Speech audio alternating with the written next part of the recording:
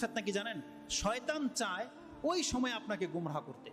এই জন্য রাসূলুল্লাহ সাল্লাল্লাহু আলাইহি সাল্লাম যখন জেনেছেন যে মৃত্যুরও ফিতনা আছে, তাই তিনি এমন কোনো সালাত আদায় করেননি যেই সালাতে তিনি মৃত্যুর ফিতনা থেকে আল্লাহর কাছে আশ্রয় না চেয়েছেন।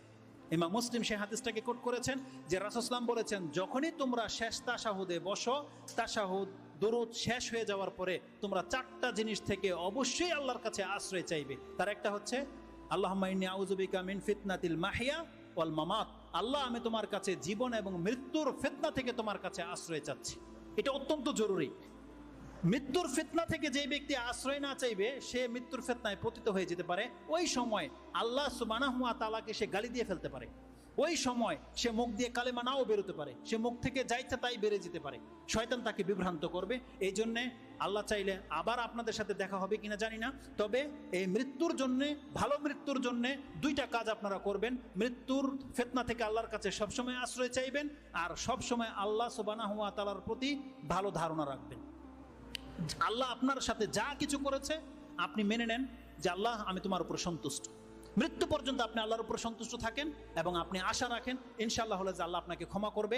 এই আশা নিয়ে বেঁচে থাকবেন, যখন তখন আল্লাহর কাছে ক্ষমা চাইবেন এবং আপনি মরে যাবেন এটা ভেবেই পৃথিবীতে চলাফেরা করেন। ইনশাআল্লাহ আজিজ, এটা যতদিন আমাদের স্মরণ থাকবে, আমাদের পাপ অতটা হবে না যতটা পাপ হয় আমরা মৃত্যুকে ভুলে গেলে আল্লাহর সামনে দাঁড়াতে হবে। এটা আমরা যখন ভুলে যাই তখনই আমাদের দ্বারা পাপ হয়। যেই বিপর্যয় সারা পৃথিবীতে ছড়িয়ে আছে, আল্লাহ তুমি আমাদেরকে সেই বিপর্যয় থেকে মুক্ত করে দাও। যখনই কোনো ফিতনা আসবে, আল্লাহ সেই ফিতনায় পতিত হওয়ার আগেই যেন আমরা ঈমান নিয়ে মরতে পারি, আল্লাহ তুমি আমাদেরকে সেই তৌফিক দান করো। এবং আল্লাহ তুমি আমাদের গুনাহ খাতাগুলোকে মাফ করে দাও। এবং যারাই আমরা মুসলিম ঘরের সন্তান, আল্লাহ এই ঈমানের উপরে, ইসলামের উপরে যেন আমাদের মৃত্যু হয়, আল্লাহ তুমি আমাদেরকে সেই তৌফিক দান করে দিও। সর্বশেষ একটা আয়াত শুধু বাকি থেকে গেছে, এটা বলাই হয়নি, যেটা শুরু করেছিলাম, আর এটা প্রত্যেক খুতবায় আপনাদেরকে শোনানো হয়। কি? ইয়া আইয়ুহাল্লাযীনা আমানুত্তাকুল্লাহা হাক্কা তুকাতিহি ওয়া লা তামুতুন্না ইল্লা ওয়া আনতুম মুসলিমুন। দেখো, মরবে তো সবাই। বান্দা, আল্লাহ আমাদেরকে মেসেজ দিয়েছে, বান্দা তুমি মুসলমান হইয়া মইরো, মুসলিম না হইয়া তুমি মইরো না। এটা একটা চরম মেসেজ আল্লাহর পক্ষ থেকে। তার মানে কি জানেন? আপনি যদি মুসলিম হয়ে মরতে পারেন, আল্লাহ ওয়াদা করেছে বান্দা তোর পাপগুলোকে মাফ করে দেব।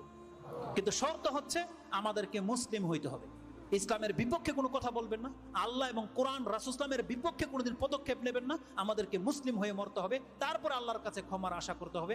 আল্লাহ সুবহানাহু ওয়া তাআলা যেন আমাদেরকে ক্ষমা করেন। ইয়া রাব্বাল আলামিন, সুবহানা রাব্বিকা রাব্বিল ইজ্জাতি আম্মা ইয়াসিফুন ওয়া সালামুন আলাল মুরসালিন আলহামদুলিল্লাহি রাব্বিল আলামিন।